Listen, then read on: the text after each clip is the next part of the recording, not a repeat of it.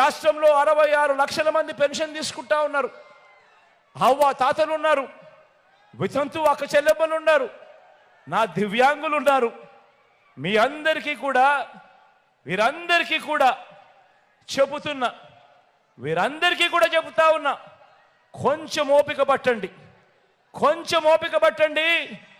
June 4వ తారీఖున మళ్ళీ మీ బిడ్డ ప్రభుత్వం వస్తుంది, మళ్ళీ మీ బిడ్డ ప్రభుత్వం వస్తుంది.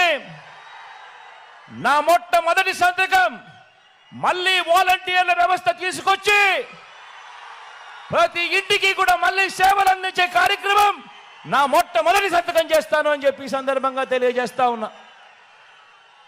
ఇదే చంద్రబాబు నాయుడు గారిని అడుగుతా ఉన్నా, అయ్యా చంద్రబాబు, నీ హయాంలో మీరు జన్మభూమి కమిటీలు పెట్టుకున్నారు కదయ్యా.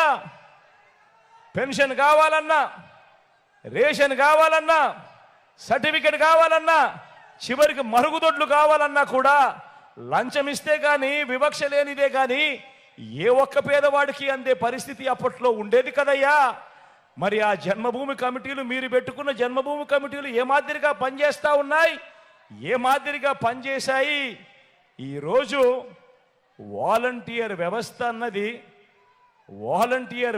అన్నది జగన్ అభిమానించే ఈ సైన్యం ఎలా పనిచేస్తా ఉంది అని అంటే, చంద్రబాబు నాయుడు గారి గుండెల్లో రైళ్లు పరిగెత్తించే కార్యక్రమం జరుగుతూ ఉంది అని కూడా ఈ సందర్భంగా తెలియజేస్తా ఉన్నా.